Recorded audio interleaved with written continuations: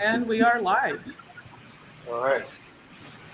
Well, thank you everybody for joining today. I want to welcome you to our panel. We're going to be talking about radio royalties for artists, a little bit about songwriters, and mostly about artists. And we've got a great panel here. I'm going to let you guys introduce yourselves. Tierney, do you want to kick it off and tell us a little bit about your background? Yeah, my name is Tierney Johnson, also known as T Double.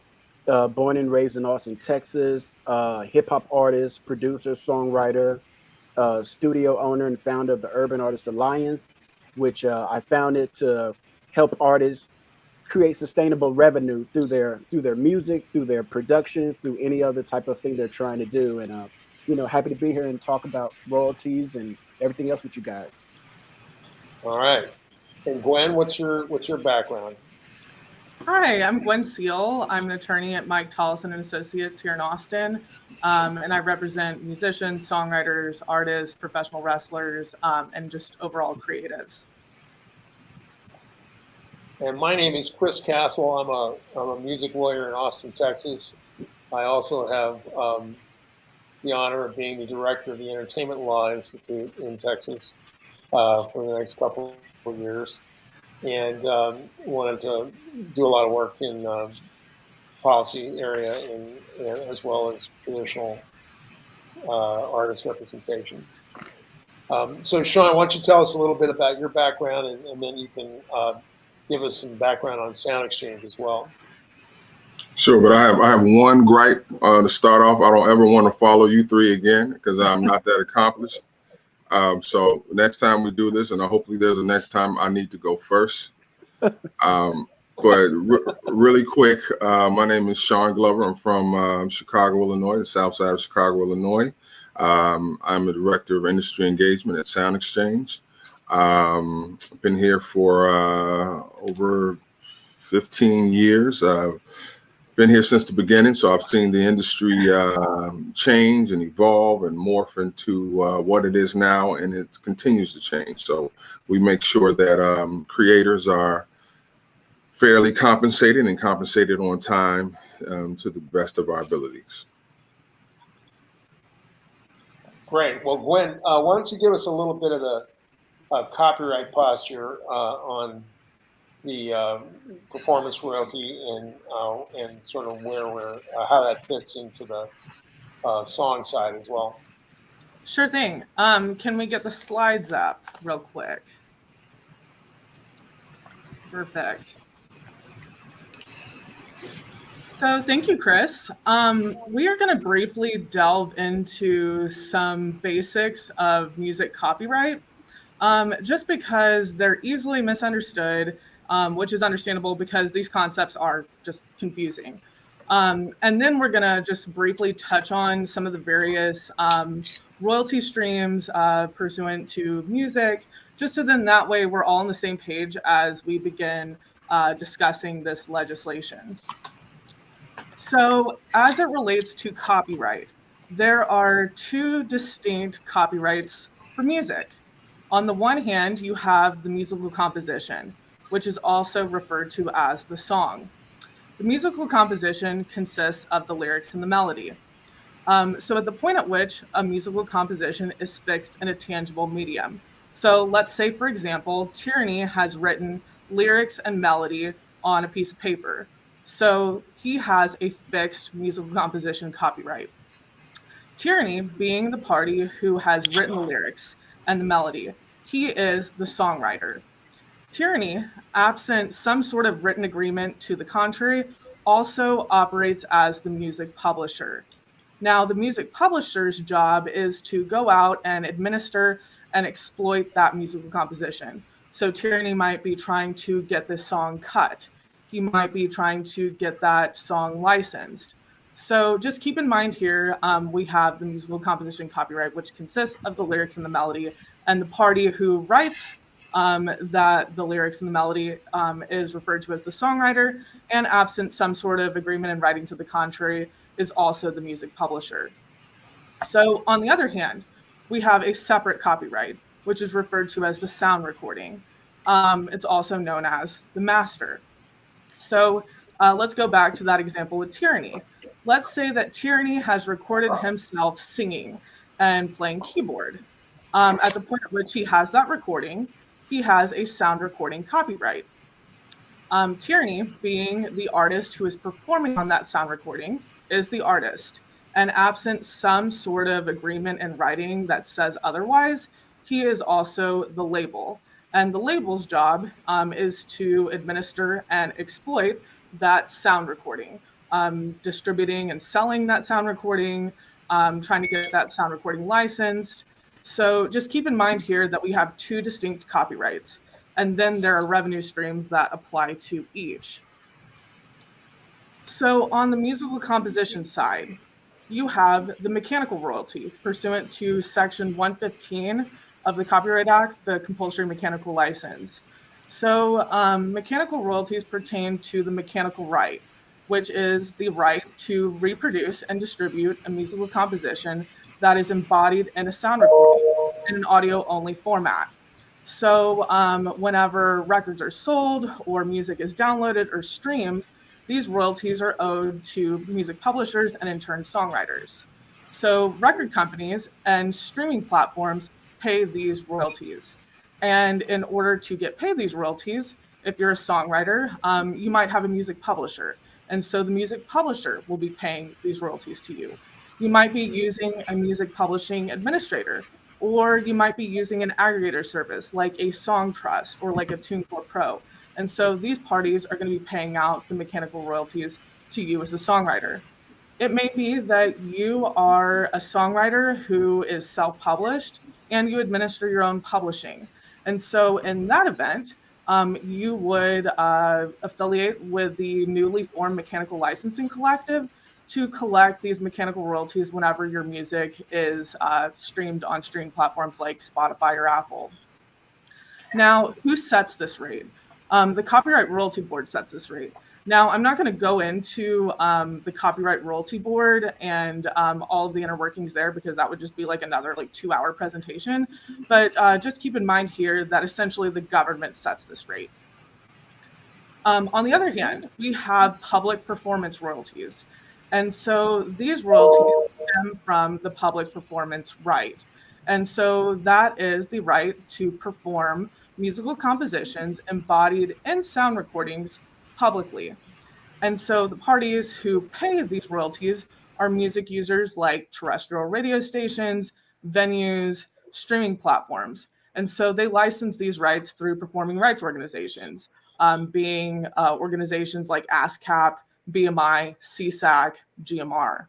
And so if you're a songwriter or music publisher who is wanting to get paid these royalties, you can do so by affiliating with one of these performing rights organizations who pays out these royalties to you as a songwriter and as a music publisher.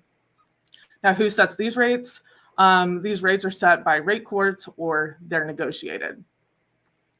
Now, let's jump over to the sound recording side.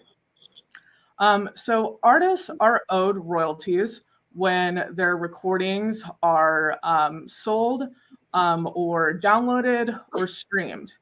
And so these royalties are paid by record companies or streaming platforms. Now, in order to get paid these royalties, it might be that you're signed with a label. So that label will be paying these royalties to you. Or you might be using a digital distributor or an aggregator like a DistroKid or a CD Baby or a TuneCore. And so those parties would be paying out these royalties to you as the artist. Now, who sets these rates? These rates are negotiated. Finally, we have the public performance royalty pursuant to the Section 114 compulsory license and the Copyright Act. Now, who pays these royalties? Only non-interactive streaming platforms, also easily referred to as digital radio. Non-interactive streaming means that the user isn't actively selecting and choosing what music they're listening to at a given instant. So just think here like Pandora or Sirius. These are like digital radio platforms. Now, in order to get paid, featured artists, non-featured artists, producers, sound recording owners collect these public performance royalties through sound exchange. And Sound Exchange administers this license and pays out these royalties to artists and to sound recording owners. Now, who sets this rate? The Copyright Royalty Board sets this rate. Now, I think it's worth comparing the public performance royalty on the composition side versus the sound recording side. So you'll see on the composition side that terrestrial radio stations pay these royalties to songwriters and music publishers.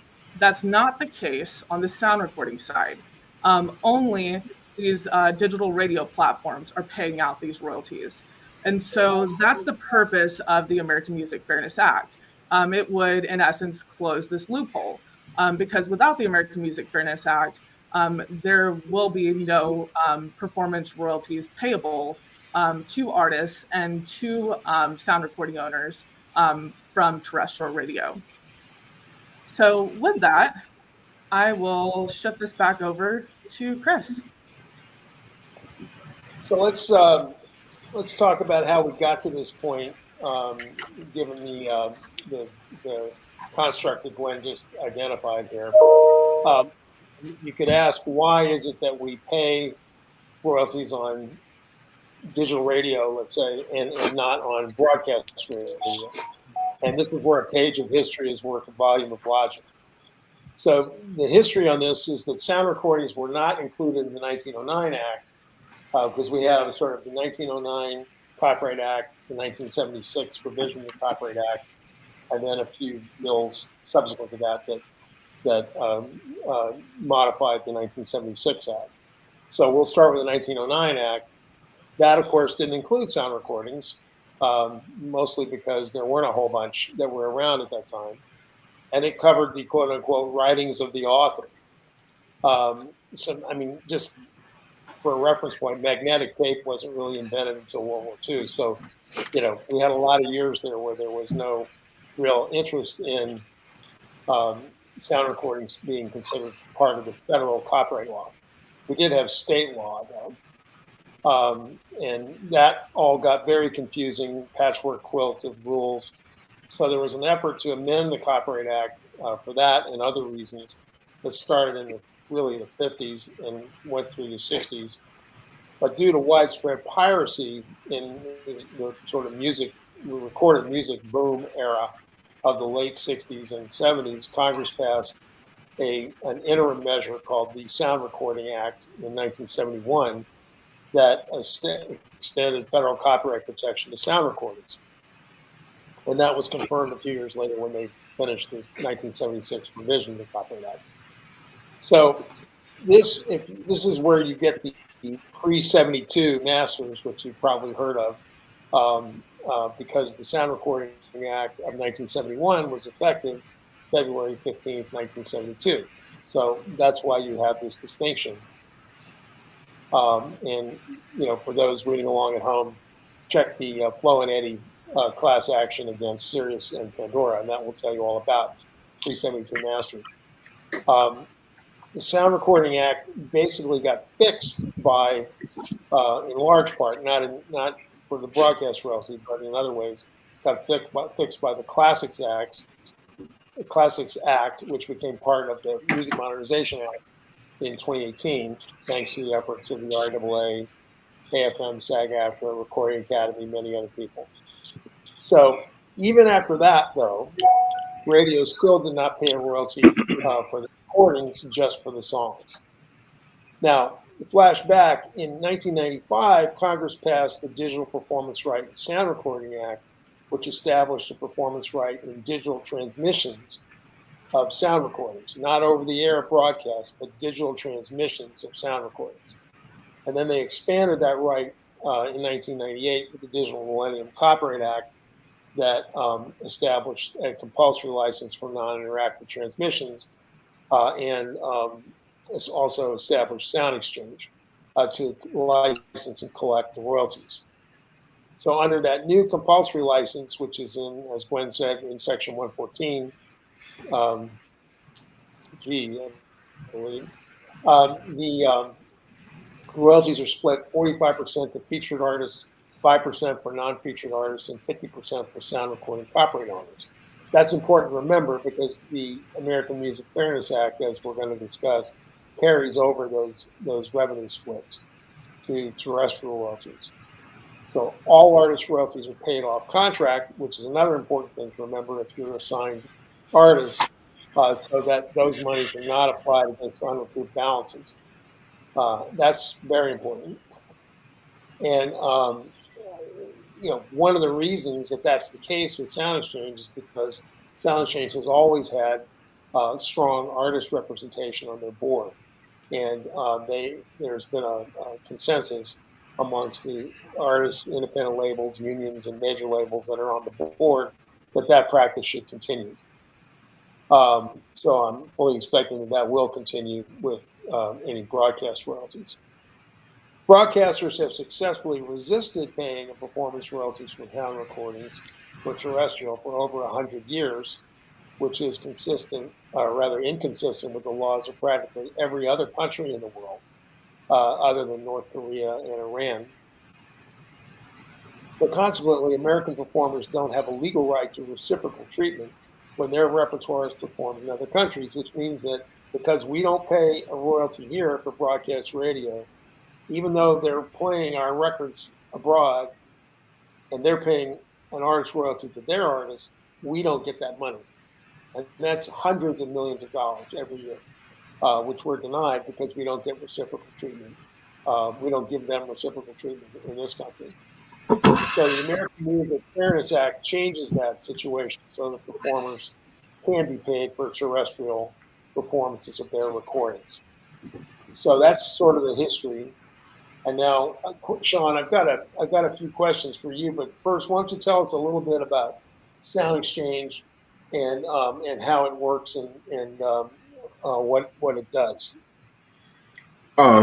Yeah, sure. Thanks, Chris. And you kind of touched on it just now, but Sound Exchange is the organization that collects and distributes the digital streaming royalties and non-interactive. That's a very important distinction that Gwen mentioned earlier. So if you just think of in the digital space, you just think of like radio-like. So for example, the radio is on in your car right now. You're just not listening to it. I'm talking about AM, FM radio, terrestrial radio. But when in the digital space, when someone listens to that stream, that is considered a performance. Let's say T Double gets in the car. That's considered 2 performances. Chris gets in the car. That's 3 performances. So no matter where you get in on that stream, that is considered a digital performance, and it is subject to royalties. We also, the non-interactive piece is very important because the user has no ability to stop, fast forward, rewind, pause the music. So you're just at the mercy of the PD, the program director. So Sound Exchange is an organization that collects and distributes those royalties. That's our core business. But we also do some other things, such as we build amazing systems that allows creators to, allows us to process billions and billions. When I say billions, I mean billions of lines of data quickly. We also, I wish we stole this phrase from or used it before Staples, but we are the easy button because it's so simple to take advantage of our systems such as IRSRC lookups, claims and disputes. We make all of that easier for the creator, as you all know or should know in this business, that things are convoluted and murky and complicated for no reason at all.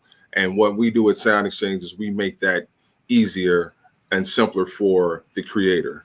And lastly, like Chris alluded to, we are big advocates for fairness and for artists. So that is in our DNA. It should be in everyone's DNA to be righteous, but it's definitely in the DNA of Sound Exchange. So, people often ask, what are you doing in Washington? Why are you all in Washington, D.C., being a music tech company?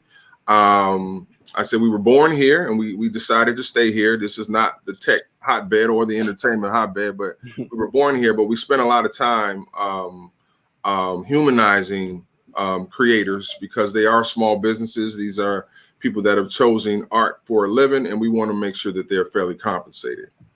And going back just a little bit, Chris, I don't want to get too far into the AMFA, but there isn't any. We were kind of born because of there is no terrestrial right. So what Congress did is when Sound Exchange was formed, I call it when the music industry flipped on its head, when everything became digital, they said, hey, okay, we don't have a right for the AM from terrestrial, but for this new way people are going to consume music, everyone who has that creates and earns money should be fairly compensated. And they told the artists and the record labels, you all need to get along to get along. So yes, we are governed by 9 representatives from the label community and 9 representatives from the artist community. So if you know anything about the music industry, these are 2 distinct groups that traditionally don't agree on anything, but for the greater good of Sound Exchange and getting people fairly compensated, they must come together to govern us. Which is an important thing to remember. Yes. Because one of the things I notice is that Sound Exchange doesn't seem to have the problems that other people have, because you've got, the artists, we got everybody at the table, right? So you have a consensus and you have an organization that's used to operating by consensus. So just to turn back to the public performance right now, I know, the general reason that radio doesn't want to pay is because they don't want to pay, right? But what rationale do you hear from them for why there should be an exemption on the sound recording side when they pay on the song side? Well, Chris, let's go back a little bit. I mean, I think I'm glad you gave a historical context, because I think that's important. You talk about the 1909 Act, which was, I guess, in effect before there was a sound recording. And that basically means there was a law before there was wax. So there was a law already in place before the sound recording, the record, was even invented. So believe it or not, when an artist was heard on the radio, that artist actually came into the radio station and played music.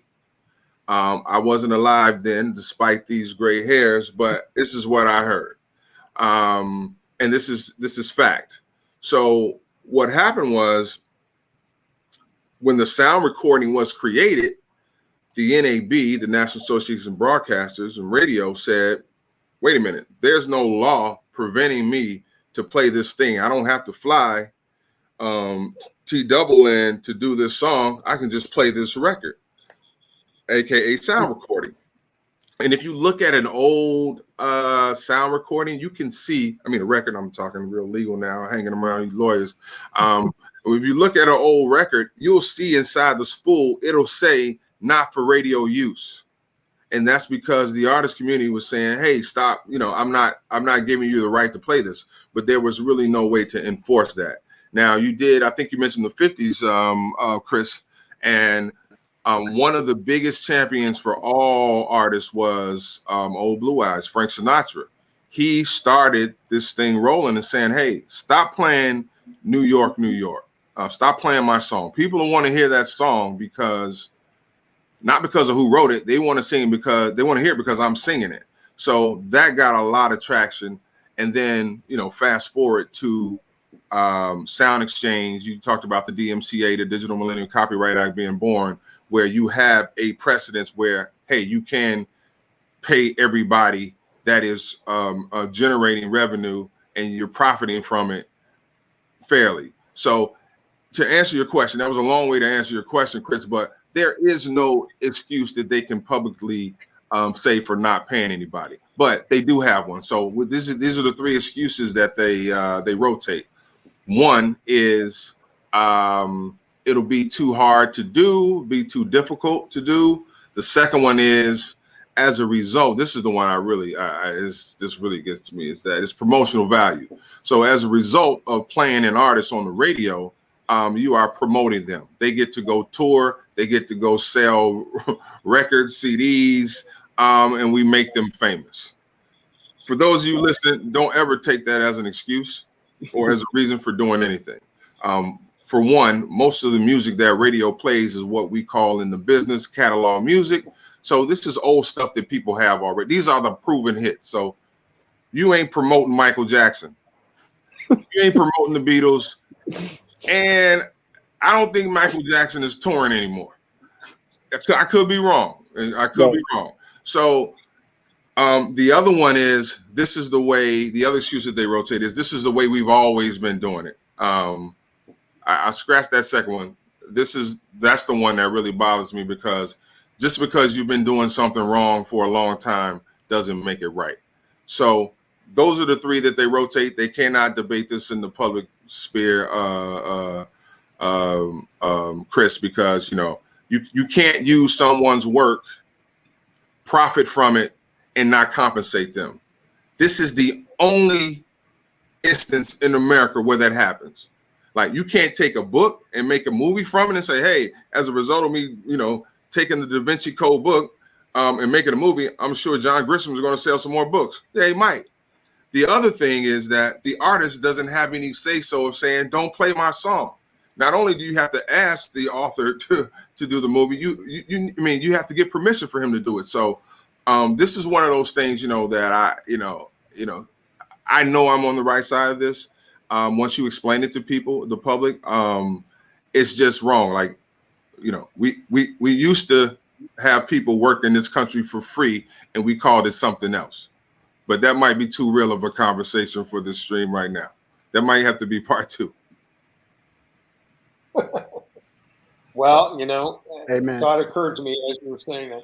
So there's some legitimacy, I think, as much as I hate to admit it, there's some legitimacy to the broadcaster argument when it comes to smaller stations, public stations, community stations. Yeah. So what are there protections built into the legislation, into the American Music Fairness Act, that would cover those people, or how are they going to be affected?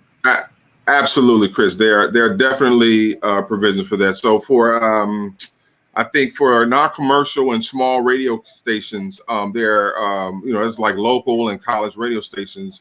I think it's like profits under $100 that there'll be provisions for them.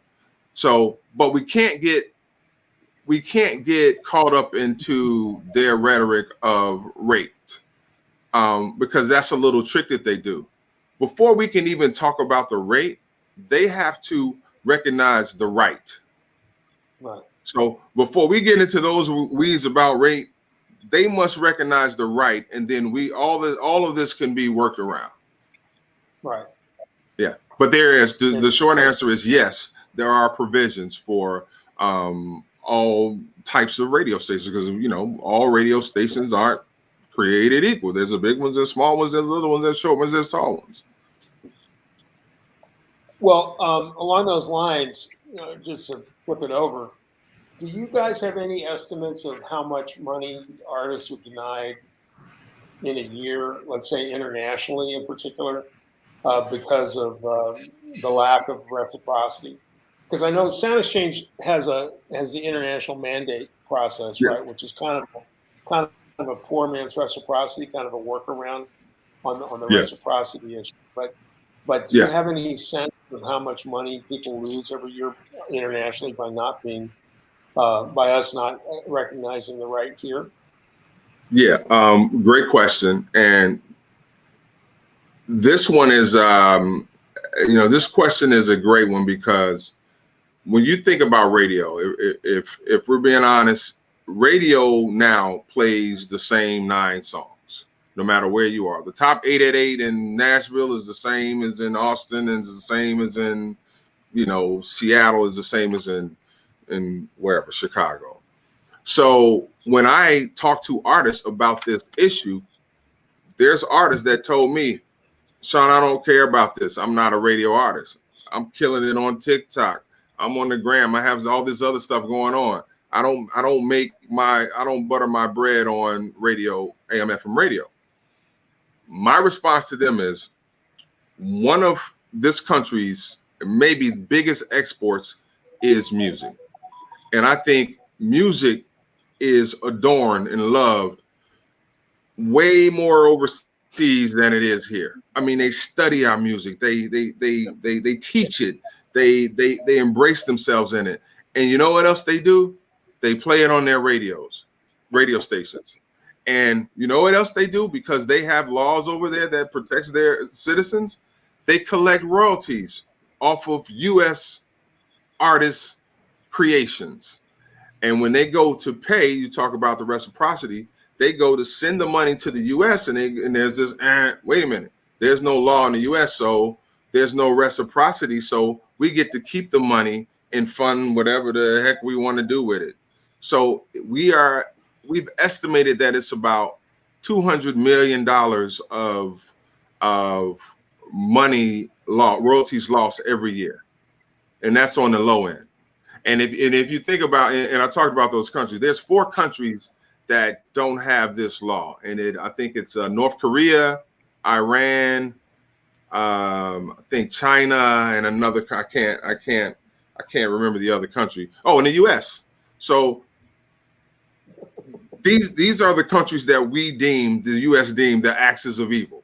So these are countries that don't care about human rights, let alone artist rights. So this is a list that this country does not want to be on, and for any stretch of the imagination. So it's estimated about $200 million a year. So that's why if you're not being played on the radio, you should care, because your music is being played all over the world and earning money. Interesting. So Tierney, Yeah. tell us a little bit about what you're doing and how this will affect you. I mean, do you have a point of view about this? I mean, when you're thinking about kind of your role in the industry, what's your relationship with radio like, and will this matter to you? It definitely matters, and it probably matters, maybe more for like Black artists, hip hop artists, and R&B artists, because that's mostly where we're getting played is on terrestrial, right? We're not really going up to FM and FM stations anymore with our records, saying play our records and really pushing it to those airwaves. So when we're not getting paid for terrestrial, that's tons of money we're losing, because I can get paid as the songwriter and the producer, and I can get paid as being the label and owning the master. But when there's this other pile of money that I can add on top of that, and I'm losing that for whatever reason, then that hurts my growth, right? Because when you're an artist, especially now during this time of the industry, the money is dwindling. Not as much money is coming in for artists, but nobody's touring. Merch sales are down. So any dollar that we can add to our coffers through our talent is a plus. And we should continue to fight for that and be more educated about that. As Sean said, sometimes you talk to artists and they don't want to talk about publishing, copyrights, because that's not the sexy part of the industry. You know what I mean? Like, that's what nobody wants to talk about. But that's one of the most important parts. That's your longevity part. Like, you can keep that coming for a long time and on, many continents, as Sean said. So it's a very important issue. I mean, that's why when you guys brought it up to me to be a part of this, I was like, I'm totally down to be there and talk about it, because it affects me, multi-tiered, because I do everything myself. So I have to make sure that the music is placed, it's getting paid, I'm getting my money from wherever it's getting played. And if I can't reach the dollars from these other countries and these other avenues, then that's stifling my growth as well. Right. And when you talk to your friends and your other artists in the community, do you think there's awareness of this? I mean, do people know that they're not being paid for radio, or do they think that they are being paid for radio? What would you say the awareness level is? I don't think they think about that part, right? Like, a lot of artists just want to perform, right? They want to be on the stage somewhere. And that's, to them, that's their part of my career is really moving. I'm actually doing something. But when the pandemic hit and a lot of artists couldn't perform anymore, then they kind of started thinking, maybe I should try to get in the sync. Maybe I should try these other avenues. But you have to really study and be educated on where the money is and what money you're already losing before you can take that next step to try something new. You're already losing thousands of dollars. So find out where that money is, get educated on it, and stand up and fight for it, because that is your money, right? Like, nobody wants, like, you wouldn't do tons of legal work for somebody and then, not send an invoice and want to get paid for it while they take your knowledge and they go on and make a multi-million-dollar deal, right? like like you should do for me. You should do that for me, Chris. You should, we go back like that. We should do that. But yeah. So, but it's all about educating artists, and they're slowly getting educated, right? Like I'm at the forefront of that in Austin. I'm the one who's really talking about it on Facebook. I'm on Spin that Twitter. out. Yeah, I'm on Spin that out. Instagram. I'm like, do this, do this, do this, because when I came up, right, there wasn't any of this knowledge base. You kind of had to learn as you went. So you made bad deals, you made bad agreements. And I was lucky to have people around me who already knew these things about publishing, copyright. So at a young age, like 14, 15, I was already with BMI. So I already knew where I wanted to go and how I wanted to proceed and what I wanted to ask for when I got with a label, and ownership of my masters, ownership of my rights. And so I'm the artist, I'm the producer, I'm the record label, I'm the publisher, I'm the sync administrator. I do all that. So wherever there's a dollar that can be added to what I'm doing, hey, I'm all in. Interesting. And so, do you find that people come to you, and what level of awareness would you say there is in the community about this legislation in particular? Are people finding out about it, or is it sort of a question mark? As far as now with this legislation, a lot of artists, not even just hip hop, but rock, jazz, whatever, they're not really in tune to legislation, right? Like, with the Grammys, we do Grammys on the Hills and we did all that stuff. Artists aren't really in tune to that. So now, since I've been talking about it, we're doing this panel, we're all kind of with the bullhorn, artists are getting more aware about it. And, and when they can hear it from somebody they trust and who's been down that same path as them and telling them, hey, you should look into this, now their awareness is peaking. Right. So they're starting to get on the bus now, but it's still a slow process because, like Sean was saying, a lot of artists are still, they're still thinking exposure is the way to go, right? So they think if I'm on the radio in all these countries, it's great because I can sell records. But will you though? It's great because I can tour. But will you though? Like those things aren't guaranteed. But if your music's getting played, that extra money is guaranteed. If these agreements are worked out. Well, somebody's making it. Exactly. A lot of it. Someone's making it. Yeah. Well, Gwen, how do you think in your practice, what do you see this legislation doing? Is it going to affect songwriters and music publishers negatively and benefit artists more, or how do you see it working? No. So if you look at the legislation, you'll see in Section 6 that it says that nothing in the legislation shall adversely affect the performance rights of or royalties payable to songwriters and publishers. And so this language is great because it provides legislative intent. And so then that way, in the event that this legislation is passed, and then broadcasters try to say, oh, well, actually, let's advocate for these royalties on the sound recording side to just be carved out of what we're already paying on the composition side. I don't think that argument would really pass any muster with the CRB.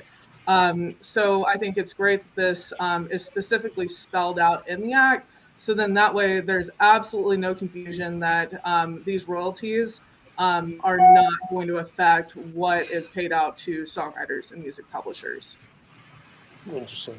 Well, I also noticed that there's some language in there that seems to contemplate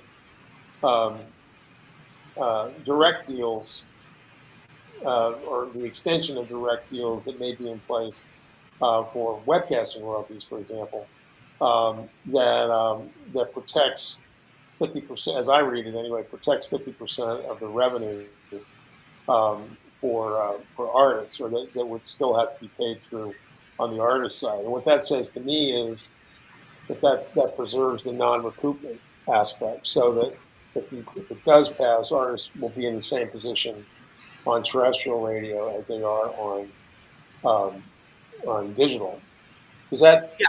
Do you think that's important? I mean, is that something that your clients would care about? Oh, I mean, absolutely. Absolutely. Every dollar counts. And, I have clients whose music is broadcast on the radio here in the US. And guess what? They're not making a penny on the recording side. I have a client whose music has really not only taken off here, but particularly in Europe. and his recordings are broadcast all over radio in the UK, and he's not getting a penny. And that's just inherently unfair. And one thing that I think is also worth pointing out is there are a lot of songwriters who also are wearing the hat of the recording artist. And so I don't want any songwriters who are wearing, both of these hats to ever be gaslighted into thinking that, hey, I'm already receiving performance royalties on the composition side, so that's enough. I don't need any on the sound recording side. No, you just need to be fairly compensated for your work. And right now, that's just simply not occurring. So, Terry, would you say we've got a lot of artists here in Texas that would be affected by this? It seems like every artist would be affected, right? And, yeah, every artist. And it's going to be important to artists at all levels.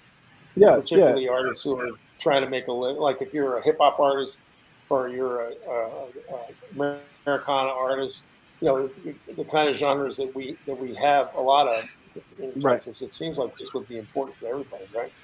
Yeah, it definitely will. I think this type of act is genreless, right? Because it affects anybody who's doing the music and getting broadcast on terrestrial radio, and that's everybody, right? So it will affect, in my field, urban music, hip hop, and all that, most definitely. That's where we're getting most of our plays on mixed shows, and there's thousands of shows playing hip hop that we're not seeing money from. So it's genreless. I think everybody should, kind of perk up a little bit and be a little bit more aware of this act and what it can do for you personally, right? Like that's usually when people get aware of how it can really affect them. And once they see that this can be, some extra dollars, some extra income, they'll be like, I can really use that right now in some form, no matter how small or how big. Well, and if people want to, since you mentioned it, if people want to take action here, if they're concerned or they're interested, there's a petition up that I think we'll put up either in the crawl or in the show notes. That's sponsored by the Copyright Alliance, and I know the Music First Coalition has one as well, and I Respect Music has one. irespectmusic.org will get you right there. So, Sean, do you think that it? Can I add on that though?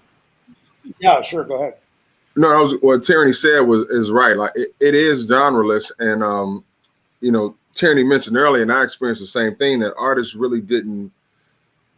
For some people, politics is a dirty word, and when you hear it and laws and stuff and Capitol Hill, it turned them off. But I will say that more recently, because of recent events, that just in general, people have been paying more attention to what happens with laws and how laws are created, how officials get elected. So I am noticing that the creative community, and not just them, but just people in general, are paying attention. So I think the time is right for this to happen, because it's not even, it's just, the word fairness is in the bill.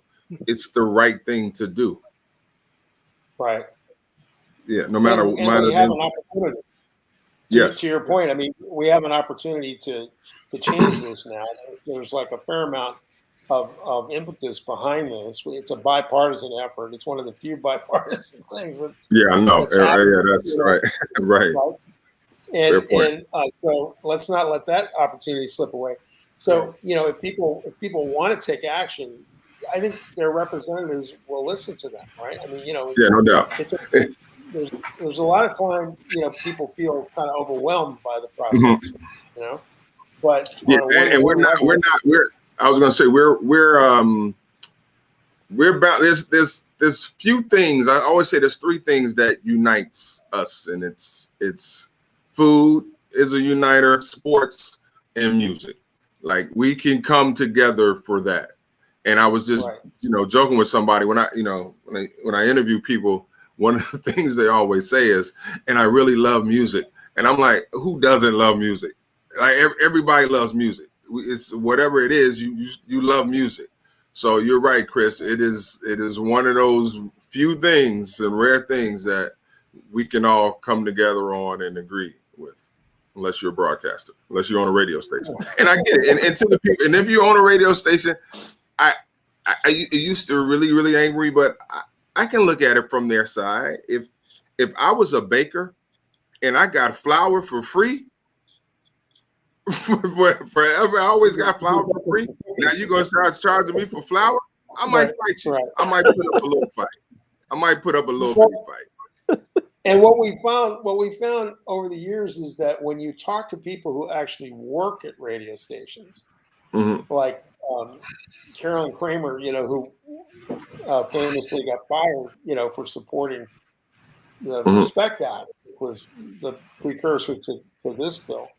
The people who work in radio stations actually care about this and would like to be supported, but they're afraid, absolutely, that they're going to get fired, and they're for good reason. Right. Just think about it, though. Just think about this, right? Yeah. Everyone who works at radio or performs on radio gets paid. That's everyone. It's the person who answers the door, the person who picks up the phone, the person who sweeps the floor, the radio personality, everyone, the accountant. Even if you have a sports team, let's say you guys are in Texas, what are you, the Cowboys? Yeah. Can you imagine them saying to Jerry Jones, "Hey, we're gonna play the Cowboys game on the radio, but as a result, they're probably gonna buy jerseys and hats and stuff, so we're not gonna pay you for it." Yeah, Jerry. No, nobody would go for that. Yeah, the artist is the only person. The person that brings the person out is the only person that doesn't get paid. This is ridiculous. Yeah. Right. And by the way, that's what people who work in radio stations will tell you privately, right? Yeah. It's like, yeah, I feel bad.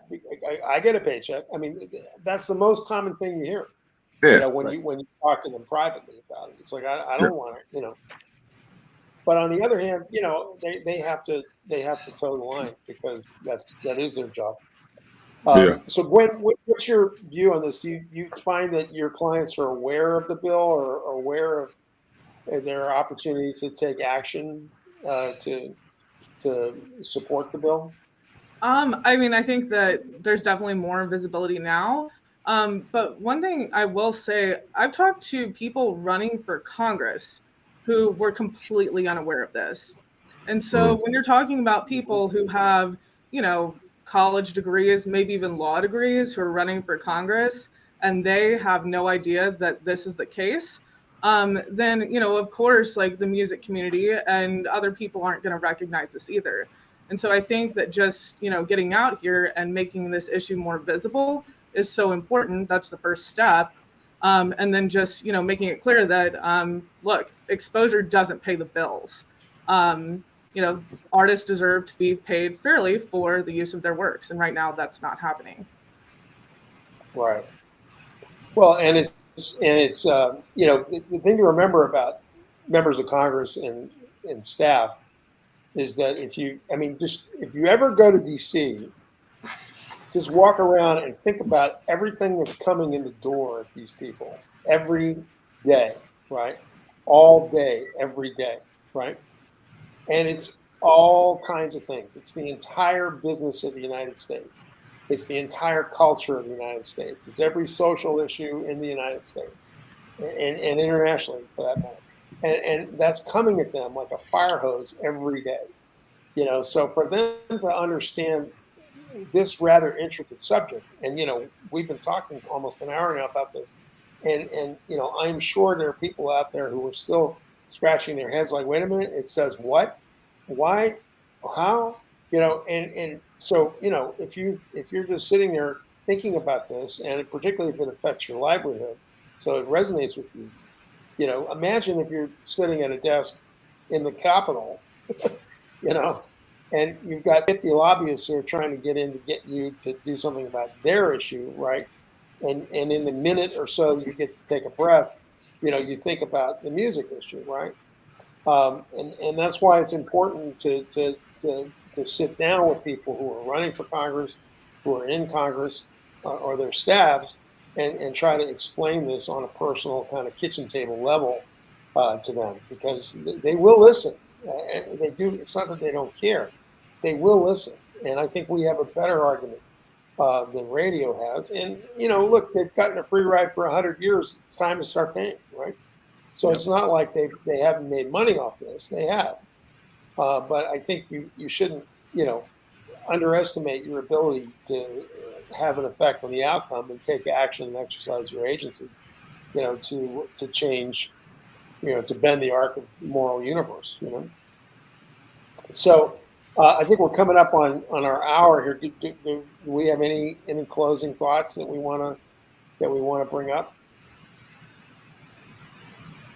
I think artists should just stay abreast of laws, various acts that are being presented and passed and declined, and just be aware of where this can take your career.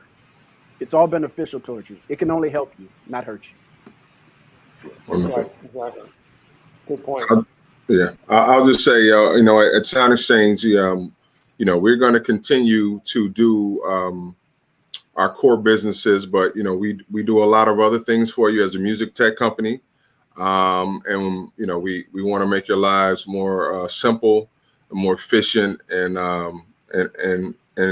also, without saying, we want to make sure everyone is treated fairly. So, as with this issue, we're going to make sure and fight with every breath in our body to make sure artists are fairly compensated. And so, and to just extend that point, and then we want to make sure that people who are not registered for Sound Exchange or who are hearing about Sound Exchange for the first time today, go to soundexchange.com, right? That's the website. Yep.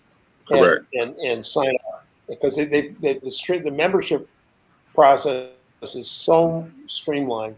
It's very easy to do. I mean, you do have to have some information at your fingertips, but as an artist, you can register.